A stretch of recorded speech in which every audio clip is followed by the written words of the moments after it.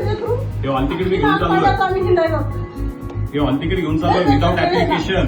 हा मॅनेजमेंटला सांगतोय without application हे हॉल तिकीट मी घेऊन चाललोय. तिला एक्झामला आमच्या पक्षामुळे अलाव करतोय आम्ही.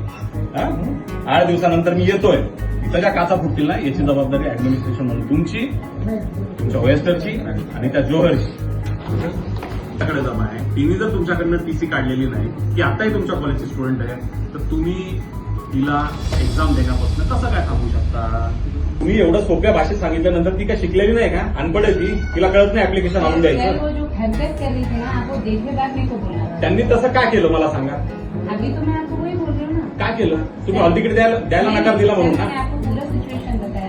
मॅडम मला एक गोष्ट सांगा, तुम्ही हॉल तिकीट द्यायला नकार दिल्यानंतर त्यांनी त्या गोष्टी केल्या ना.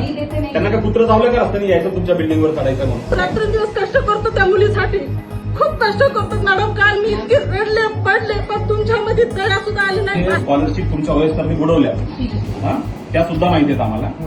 काढतो सगळं बाहेर. बघू आता तुमचा जोवर कसा करतो काय करतो. त्याला 4 वेळेस सोडलंय, आता सोडत नाही त्याला. गोरगरीब पोरांची स्कॉलरशिप खाऊ लागला तो. लाज वाटायला पाहिजे त्याला थोडीशी. ही पद्धत नाही कॉलेज चालवायची. हे हॉल तिकीट मी घेऊन चाललोय.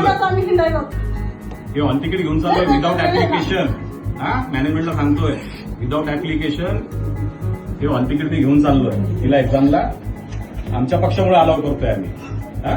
8 दिवसानंतर मी येतोय. त्याच्या काचा फुटतील ना याची जबाबदारी ऍडमिनिस्ट्रेशन म्हणून तुमची, तुमच्या वयस्करची